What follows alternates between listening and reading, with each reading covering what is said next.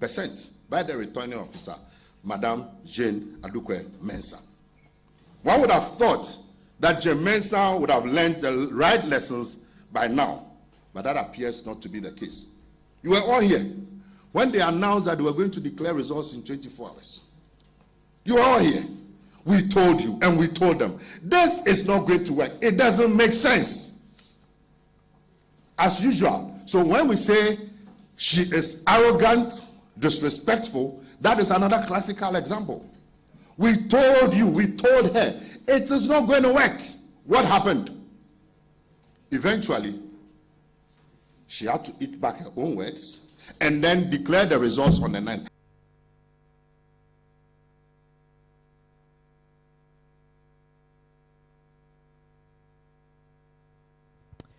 Still at the camp of the National Democratic Congress, the party has proposed 6 election reforms following rejection of the ones proposed by the Inter-Party Advisory Committee, IPAC, after a 2-day meeting to review the 2020 general election. The Director of Elections for the National Democratic Congress, Elvis Afriyie-Ankrah, indicated that they submitted their own review for the 2020 elections and has put forth their own reforms which they intend to engage the various stakeholders on. Explaining why the party did not submit these reforms at the IPAC meeting, Mr. Afriyie-Ankrah said the EC has turned IPAC from a consultative and consensus-building platform into an information-sharing platform. Ladies and gentlemen, after a painstaking review of the 2020 elections, the following are the preliminary proposals for electoral reforms which the NDC intends to engage various stakeholders such as the media, civil society organizations, religious leaders, traditional leaders, development partners, the diplomatic community, and the general public. These preliminary proposals are as follows. 1, that the participation of IPAC and its advisory role in the electoral process should be given legal backing without encroaching on the constitutional independence of the Electoral Commission. 2, that the EC adopts an equitable voting formula for political parties in IPAC deliberations based on their representation in Parliament. So as we speak now, there are 2 parties with representation in Parliament, the NDC and MPP. Based on the EC's own results, the NDC had 47 point whatever. So these are major reforms. We had 6.2 million plus Ghanaians voted for the NDC. Now, basic common sense, courtesy, logic. You think that the EC thinks they can do reforms and they won't take into account the NDC's position? Does it make sense? So you see where they are leading us to. And it is because of that posturing that they can do whatever they want. So you have a situation, and let me just say, we have respect for all political parties, but there are rules also that govern who or what a political party is. So you cannot have a situation where a party that has 137 seats in Parliament, we go for meeting, our opponents, the MPP, they also have 137 seats. And then you have parties that have no seats, not to talk about even whether they are nationally represented. That's not for me to determine. Okay, they didn't even participate in the elections. And you say when we go and vote, I should have 1 vote, MPP should have 1 vote, and all those parties singularly should have 1 vote. So when you bring together all those 20 or so parties, out of them we have 1 vote. Does it make sense? You didn't participate in the elections. And they have been recruited by the EC to deceive themselves and Ghanaians. That is fraudulent behavior. Countrymen, what is going on in this country is frightening. The EC is the institution that is supposed to ensure that the laws governing political parties are obeyed. So for purposes of achieving whatever agenda, entities that they know would ordinarily not qualify, even to be political parties. They recruit and mobilize them, bring them, then they will all say, we agree, and we sign. Then the NDC, which is the biggest opposition party, we are one. Is this for real? So when we go to IPAC meetings, our presence and input doesn't make any difference. Do you understand?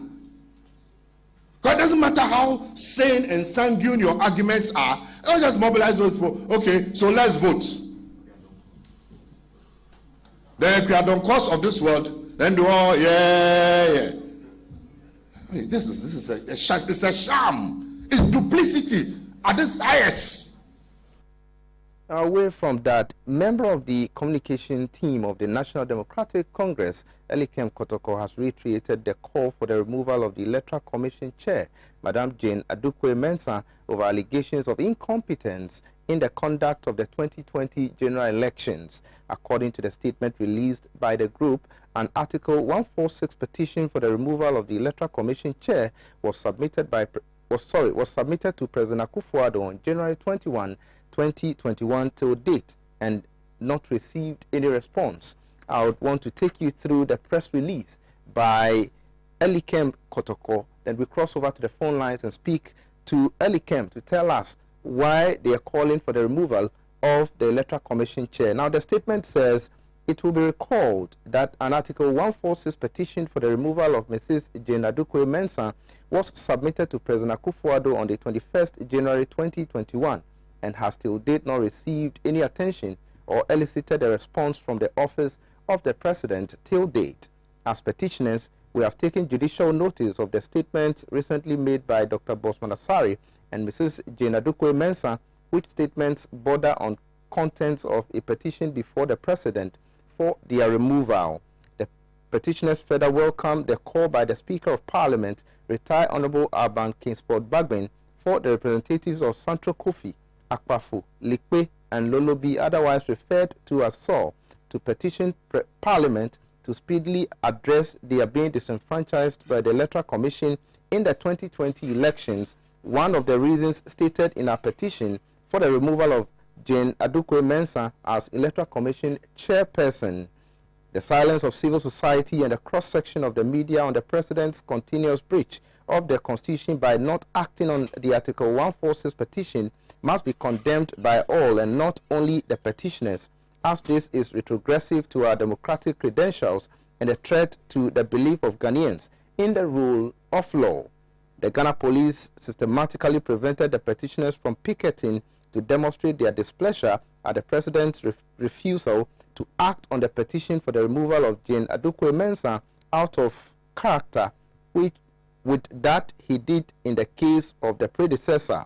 The office of the President has for 4 months deliberately remained silent on the petition for the removal of Jane Adukwe-Mensah, not acted as conveyor belt in claimed to be when it received an Article 146 petition for the removal of Mrs. Charlotte Osei as EC chairperson. The double standards being exhibited by President Akufo-Addo suggests duplicity that must not be countenanced in our democracy. The Constitution mandates the Chief of Justice to set up a committee to investigate the EC chairperson upon receiving through the President an Article 146 petition for the removal of the EC chairperson, and there is precedent as a guide. We wish to find out from the Chief Justice if the President has forwarded our petition for the attention of, if so, when. We must be all citizens and not spectators. Let us rescue and fix Ghana together. Signed by Elikem Kotoko. Let's cross over to the phone lines and speak to Elikem. Good afternoon, Elikem. Well, you're still watching Pan-African News with me, Justice Apia. We are coming to you from our studios in Abelenque 48 Swanika Street here in Accra. We're going for a short break. We'll be back.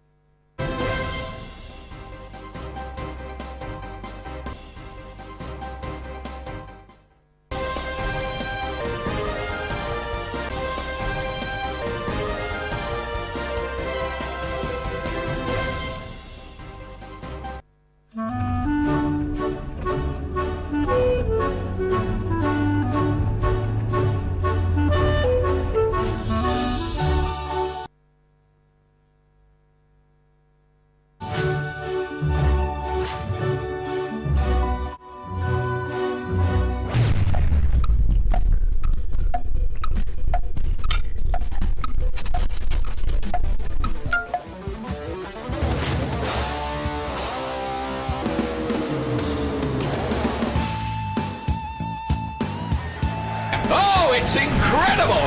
Bang on target!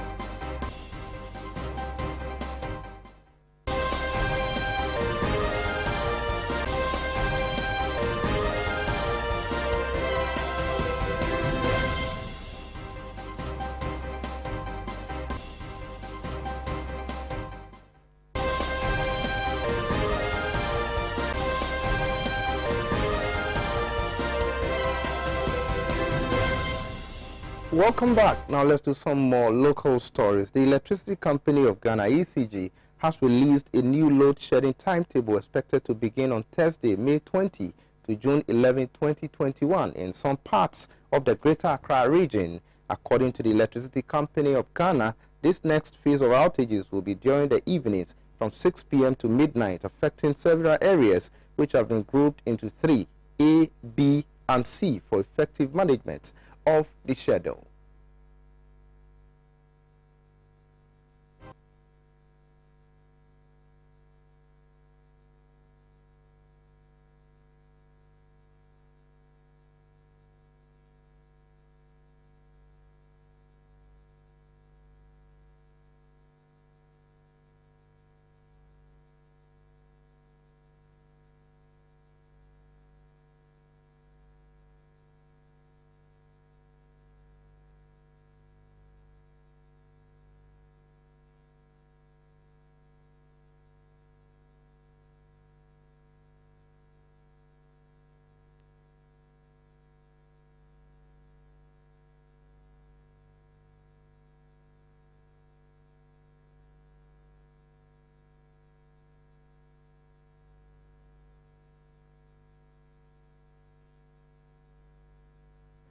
Now, away from that, the Accra Collective of the Socialist Forum of Ghana, SFG, has petitioned the South African High Commission over the wrongful arrest of George Mafeli Bonono and Cinco Mia of the Abrahali base Mondolo by the South African police on the triumphed-up charge of conspiracy to commit murder. The group, who was unhappy with the arrest, gathered at the premises of the South African High Commission earlier today to present a petition in demand of an immediate release of their comrades.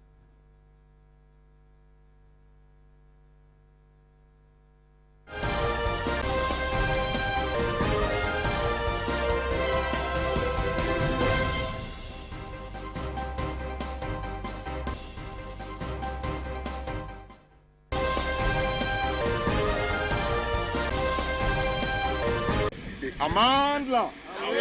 Amandla! Viva socialism, viva! Viva! Viva socialism, viva! Viva! Members of the Accra Collective of the Socialist Forum of Ghana today presented a petition to the South African High Commission in demand of an immediate release of 2 comrades who were arrested on May 4, 2021 by the South African police. George Bonono, the deputy president of Abahlali-based Jodolo, the shack dwellers movement at the forefront of the struggle for right to housing in urban South Africa, was produced in court on Thursday, May 6th, following his arrest 2 days earlier. According to the petition by the Socialist Forum of Ghana, the 2 comrades are disciplined cadres who are fully committed to the liberation of the South African masses from poverty and all the consequences of apartheid. Convener of the Accra Collective, Blaise Tulo, expressed gratitude to the Deputy High Commissioner for granting them the audience despite the initial scuffle between security and the members prior to the presentation of the petition. We are here at the South African High Commission to submit a petition on behalf of our comrades from Abahlali. We came initially, we met the security. They will not allow us audience. They didn't want us to go inside. It was a difficult hassle. We had to insist because we were here 3 days ago to give notice of our coming today. So we insisted we're not going to give out the petition at the reception and that we must, as a matter of agency, meet the High Commissioner or any of her representatives. For about 10 minutes, the scuffle went on until they allowed us inside. We had audience with the deputy commissioner. He sat with us. We presented the petition officially to him. We also stated why we had to submit the petition. We have been working with the organization, Abatlali, and then we think that it was important to give a petition on behalf of our comrades who are in struggle. What amazed me was the discussion that went on with the deputy commissioner. He was so happy that we came. He granted us audience. We spoke at length about the implications of the work that is ongoing in South Africa and the reasons why this petition that we forwarded was so important. So I'd like to thank all my comrades who stood their grounds, who insisted at the reception that we must hand over the petition to the High Commission. So it went well. They have officially received the petition, and the Deputy Commissioner has signed officially that he has received a petition on behalf of the Socialist Forum of Ghana. Member of the group, Kambali Musavili, also added that the Socialist Forum of Ghana is grateful that the petition was received by the Deputy Commissioner, who promised to forward it to the appropriate authorities in South Africa in order to facilitate the release of the comrades. We were here for a while. They did not allow us to go in to meet. We insisted as they allow us to see the Deputy Commissioner. We had quite a very interesting perspective. Now, we had a discussion with the Commissioner around the struggle in South Africa. He assured us that they have a system, a justice system, that's going to look at the issue. He shared his empathy to the issue, sharing that he knows the movement, he knows the struggle of the land in South Africa, and he shared his own experience. So it was interesting as human beings discussing this issue for him to understand the struggle. He did share that they will send the petition to South Africa, to the President of South Africa. It all depends now on the South African President. He shared with us how it's different, that there is a justice system and there is the executive branch. We'll see how it goes. We did tell him our commitment to justice, to human rights across Africa, why we support Abatlali Baz Munjondolo, why we support Comrade Mia and Comrade Bonono, why we want them released today, now. We know that today he had a bail hearing, May 20th this morning. We are waiting to see the results. So we share all of that. But what was clear is that our petition is going to make its way to South Africa, and we'll continue to fight until Comrade Bonono and Comrade Mia and all the comrades from Abatlali Baz Munjondolo are released. So comrades, come rally, and the last fight let us face. Internationally unite the human race. So comrades, come rally.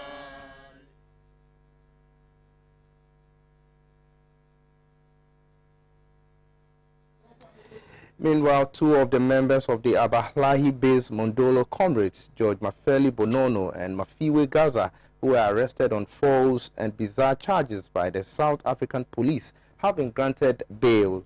According to statements by Sikode on behalf of Abatlali-based Mondolo movement, the comrades are grateful to all who stood by them in their times of trials and tribulations. A member of the group, Nico Mia, was however refused bail, according to the short communique. Pan-African Television is following up on this story and will keep our viewers updated. Now, a midwife at the Jumaku Kwenyako Community Clinic, Christiana Nyakwa, is pleading for support for a son whose parents are mentally ill. According to her, they discovered a 2-year-old boy whose father always takes him to the bush for hunting during the day and night at the Jumaku Kwenyako in the Kwenyako Enyan Esian district of the Central Region. The mentally sick parents who live in Ejumaku Konyako in the Ejumaku Enyan SCM district in the central region have for days now been taking their 2-year-old boy to the bush for hunting during the day and at night. The midwife, as a good Samaritan, went for the child and took care of his health, but finds it difficult taking care of his feeding and his accommodation. She is therefore pleading with the NGOs, individuals, and the government to come to their aid. I'm afraid I'm afraid of a catchment area.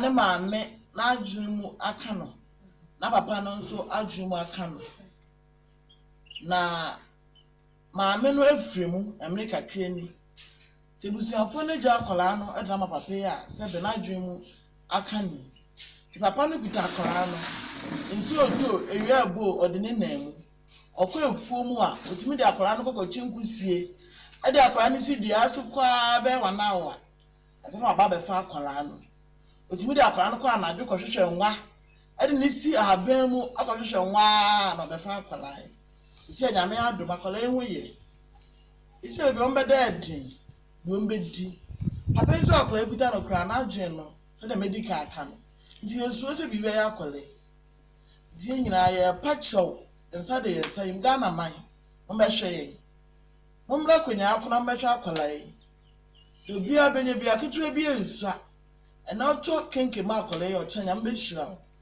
obi a bambenefo mo mo ye juma kakre bi obi a obi ala ni amfa mo akola ye obi ni ma akola ye daachi emi se da mo ye ne daa no mo behwe mo mra kwanya akona behwe akola ye mai I said,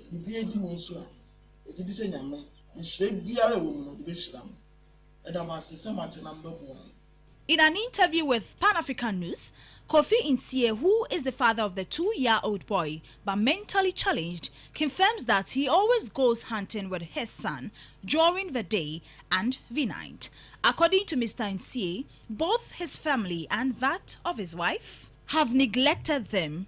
Due to this, he is compelled to take the child along when going hunting, as they have no caretaker to live with him. Mr. Ntie is therefore appealing to the general public for support in order to take care of his son.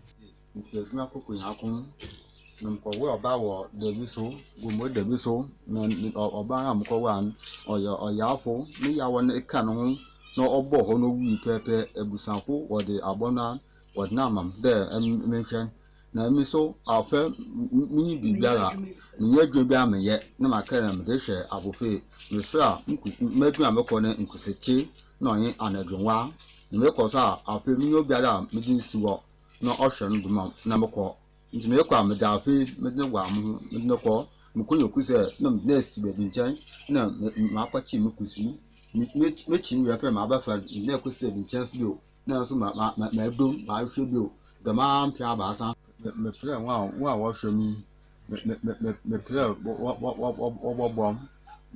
why am obafo na me be play me be eco school the school am dem be boko me yo biara obobom na me na for school na mara so you be dimpo nimpo akin adeni until me play wash me what bom na me da fe eco school. The unit committee chairman, Mr. John Yamwa, also confirmed that they have been seeing Mr. Ntie going for hunting in the night and during the day with his 2-year-old boy.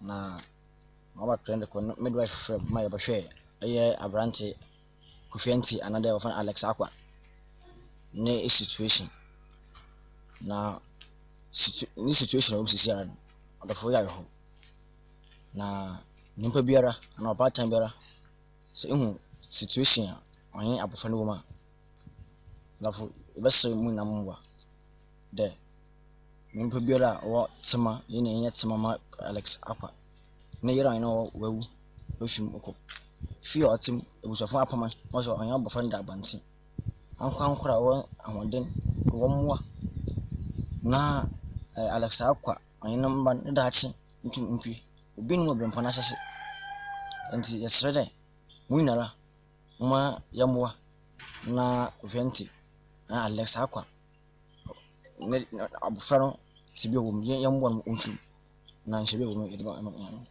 For further details, contact. Now let's cross over to the phone lines and speak to Madame Christine Anyakwa, who is a midwife at the Konyaku Community Clinic in the Central Region. Good afternoon, Madam, and welcome to Pan African News. Hello, can you hear me? Good afternoon, Madam. Hello. Hello. All right, thank you so much for joining us on Pan African News this afternoon. Now tell us, what's the condition of the 2-year-old who has been discovered by you? Okay, this boy, father and mother, they are all mentally challenged. Okay. But recently the mother died. And this boy is with the father for about 1 year. The father too is a mentally challenged man. So he sent this boy to farm, hunting, every day, doing day and night. Sometimes he leave this boy at the farm, even forgetting that he sent the boy with him, and went back to take the son. So one volunteer, a health volunteer that I'm working with, came with this boy seriously sick.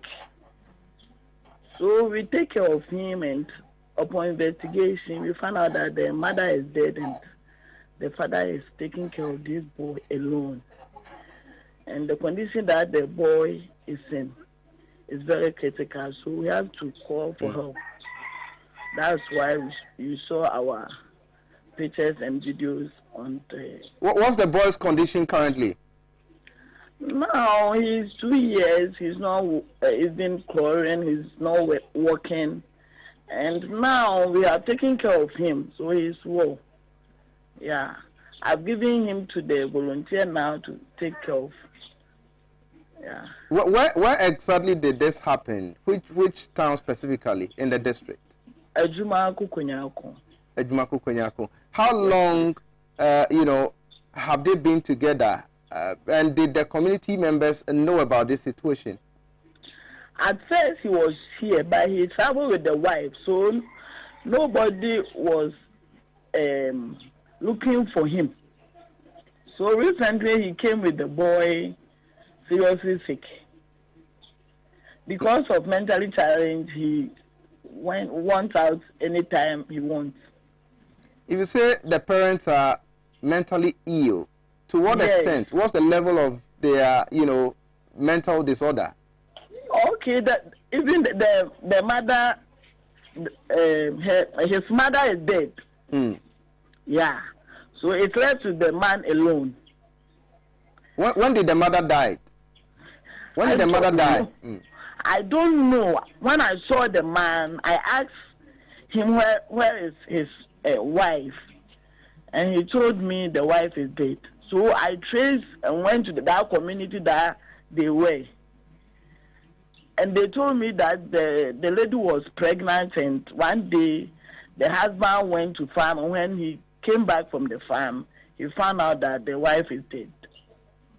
Okay, so now... So they took the body to Swedro Hospital for autopsy, and the hospital take care of the barrier. Who is this volunteer you have the 2-year-old boy in his or her custody? She's here. She's called Auntie Maggie. Okay. She's at the Konyaku right now. So what do you want the general public to do for you? Now, my volunteer, that's Auntie Maggie, she's not working. She's doing a day before she feed herself. So giving this little boy to her is a problem too. So we are appealing. Any help, food, clothes, anything that will support this boy, we'll be happy. All right, before I let you go, parents of this 2-year-old boy have families. Have you traced, Yes. I down to the families and all of that? Yeah. Yes, I called the man's sister. And she told me she's also sick in a room. So taking this boy with her will be a problem for her. So I then came back to the Busiapeni.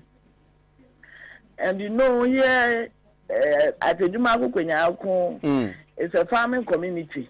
Okay. So somebody to take another child and take off him is a problem. Okay. It's a challenge, yeah. So I've talked to them. They are giving small one room to the father. But even the mat or the mattress to sleep on it is a problem too. And the room too need some small renovation. So, okay.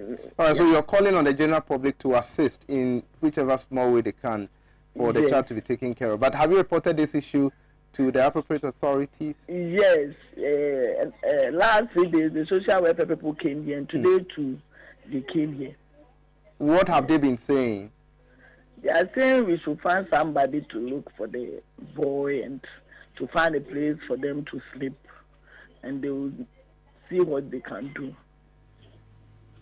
All right, thank you so much for speaking to us. We've been speaking to Madame Christiana Nyakoa, who is a midwife at Ejumaku Konyaku Community Clinic. She's been telling us, the situation of the 2-year-old boy and the fact that they need support from the general public to be able to take care of this young boy. Away from that, a resident of Salifu in the Nkwanta South municipality of the Oti region, Mrs. Sonkwa, is appealing for help from the general public to support a 2.5-year-old boy who is suffering from a severe health condition.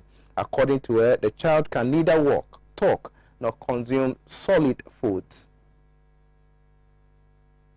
No, but when no be some say then apalano. Na me so oyare. Nti omo take video, omo twa na camera wa have ye bibia, eye me interview. Makasa omo so be yet it is na. Mo be I me interview na me kasa e. No so mo di ko chire meti hum bia. Enu ani be sin ne, meti hum bia na ye se me man so. Omo invite na say ya eni bonti bofo na. Eyewu. Nti na last name ote ha. Microphone on Moji a number with piano Moji coy. Or me an interview, me or papa interview. And on Moji coy. Say, or from Uncle Sapano bed the name they want to once a woman or cotlet and old Joshua. Not Tom. Now, so we need the Indian time beera and dear. And it may swear in animals.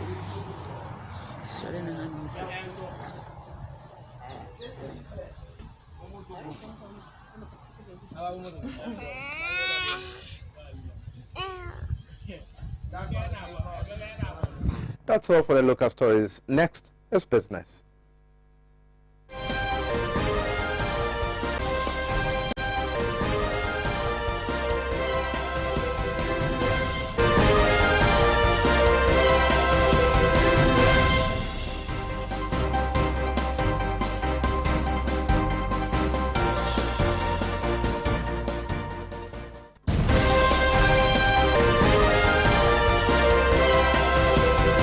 Welcome back. Now let's do some business story. The Food and Drugs Authority, FDA, has expressed excitement in collaborating with the Ghana Export Promotion Authority, GEPA, on the latter's Impact Hub initiative intended to provide relevant trade information to the Ghanaian export community to boost the country's export trade. The facility, christened the GEPA Impact Hub and located in the African Trade House headquarters of AFTA in Accra, is fully furnished with computers, dedicated online resources, printed trade information and publications, and library to aid exporters in accessing trade information. GEPA has planned to rake in a revenue of $25.3 billion from non-traditional export trade by 2029, and the hub is expected to contribute significantly to achieving this target through the provision of key trade information to exporters. Speaking at the opening and unveiling ceremony of GEPA Impact Hub, Chief Executive Officer of the Food and Drugs Authority, Mimi Daku, said the hub represents an excellent one-stop shop for harmonizing regulatory processes and provides an avenue for primary regulators to provide easy access to information for the needed support and information for the Ghanaian export community. According to her, the Ghana Export Promotion Authority Impact complements the FDA's effort at removing barriers in the way of businesses to encourage companies pursue their dreams of manufacturing and exporting various foods and drugs and related items to other markets on the continent. She further indicated that the authority has in recent times chosen to focus on supporting manufacturers through its Industrial Support Department and the innovation of a 3-tier progressive licensing scheme, which allows young and prospective entrepreneurs an easy access to regulatory requirements needed to start and operate their businesses. The licenses are color-coded, ranging from pink, yellow and green. These colors categories are important according to the FDA because even the small business owner no longer has to wait to fulfill every single requirement before getting market authorization for their product. The categorization of licensing is accordingly meant to streamline processes to ensure that every step is met and guided to achieve international standards. That's all for business. Up next is international news.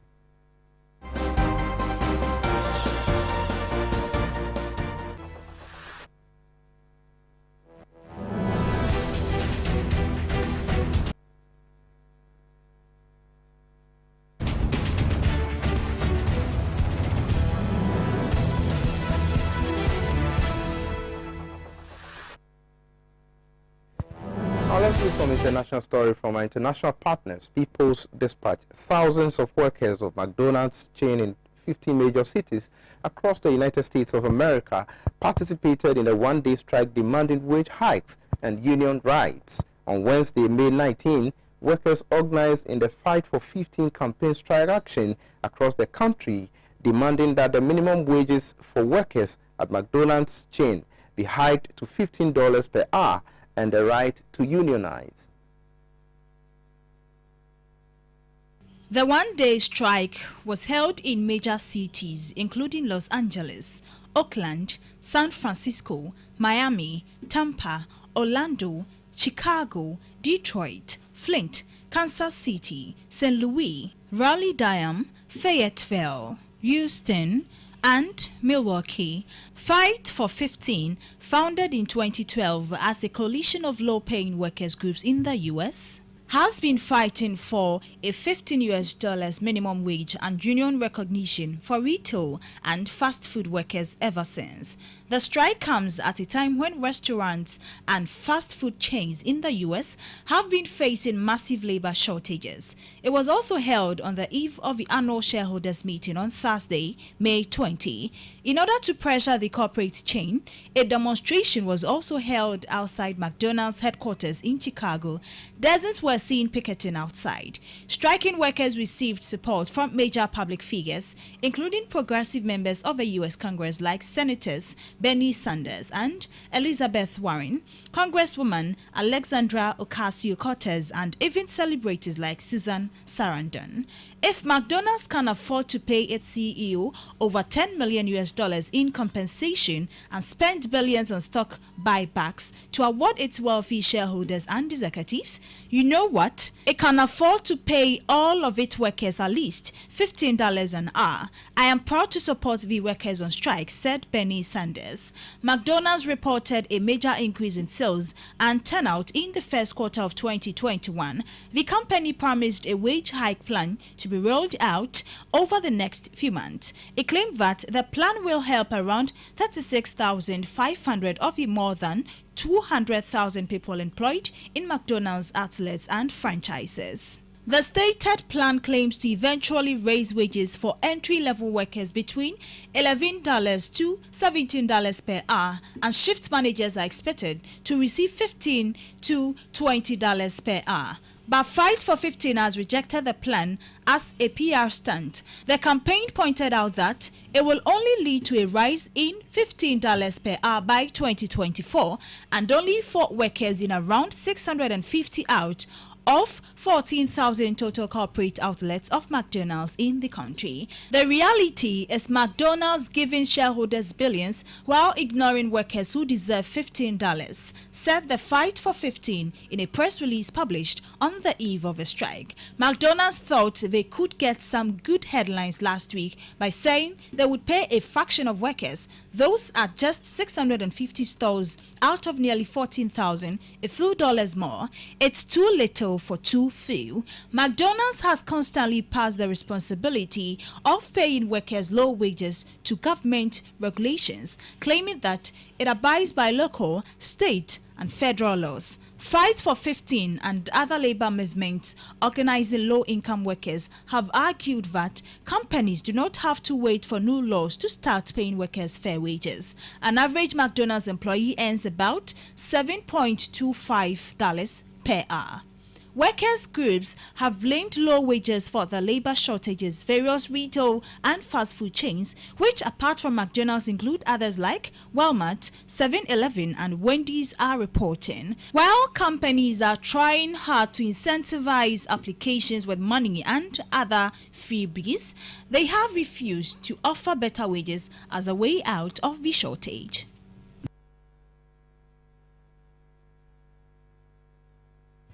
Credit to People's Dispatch for the international story. Next, sports.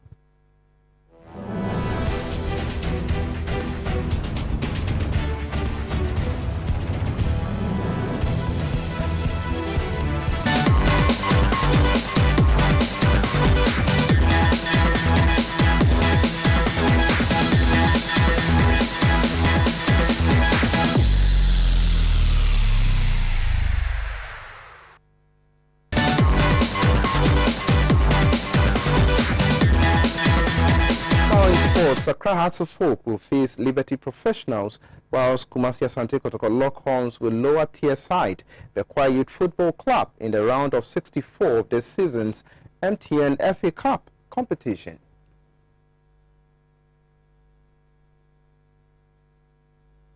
At a draw held yesterday, record winners Accra Hearts of Oak will play Liberty Professionals in the round of 64 of the knockout stage of the competition.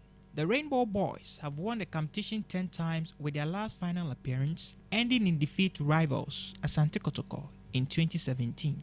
Defending champions Kumasi Asante Kotoko will also face lower tier side Bekwai Youth Football Club. According to the committee, the competition matches in round of 64 will be played from Friday, May 28th through to Monday, May 31st, 2021.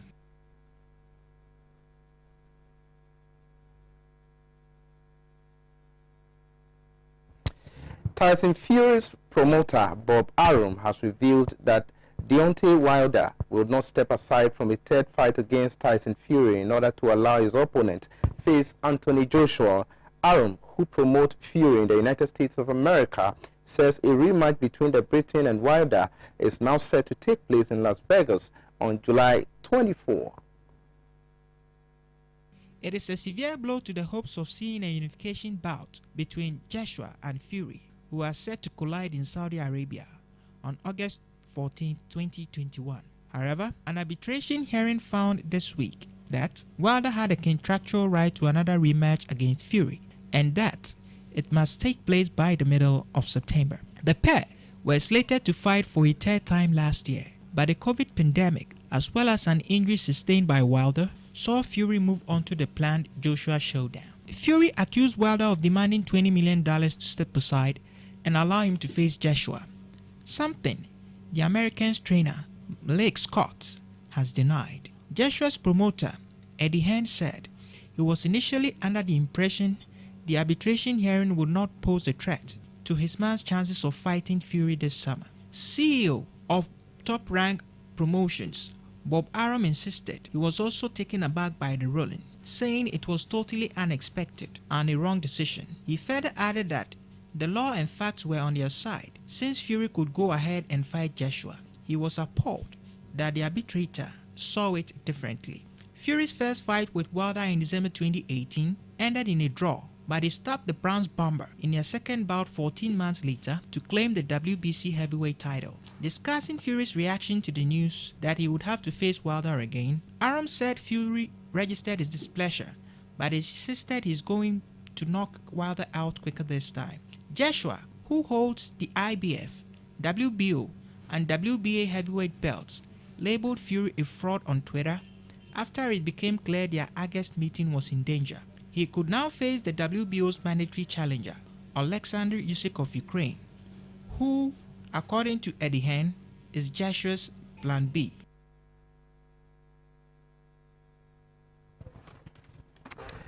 That's all for sports. Next is entertainment.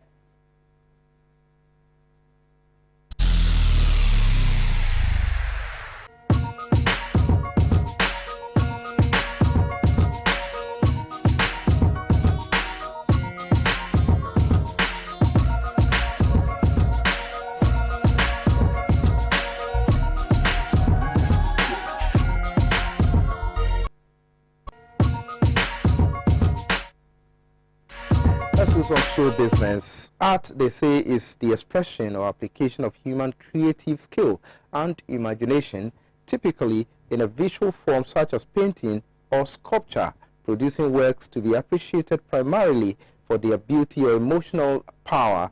Ghana is blessed with talented artists, and one individual making waves with his eye-catching artistic masterpieces is Chief Executive Officer of Africans Art, ONI.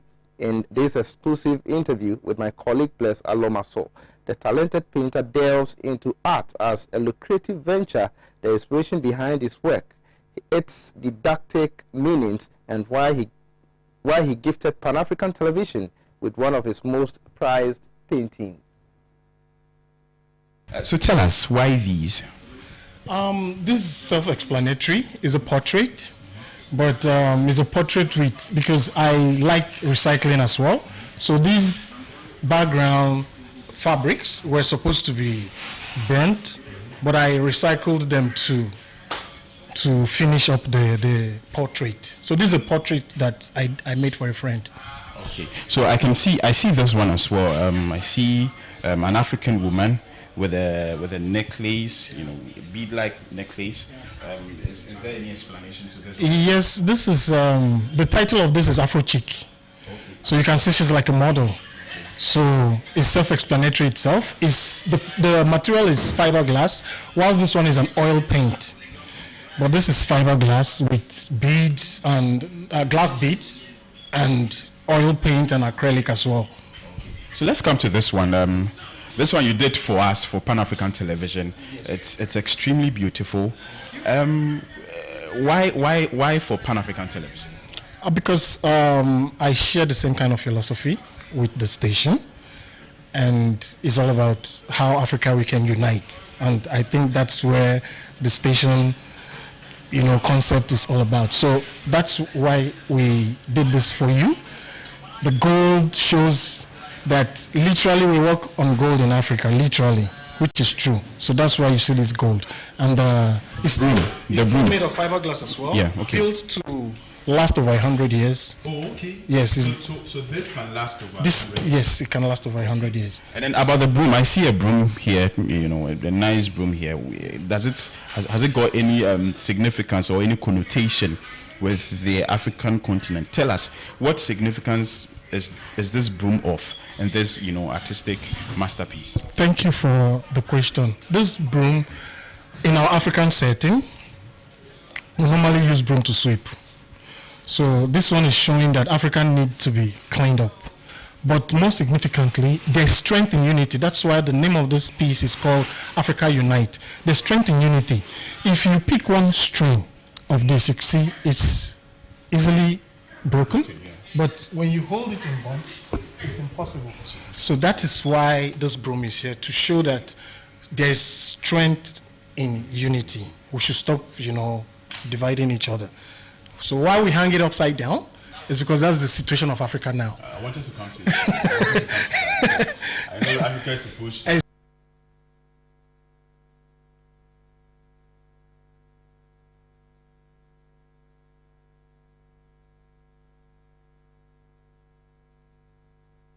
That's how we wrap up on today's edition of Pan African News right here on Pan African Television with me, Justice Pierre. Keep watching Pan African Television. Don't forget to follow us on our social media pages on Facebook, Instagram, and on Twitter at Pan African Television. We're out of here.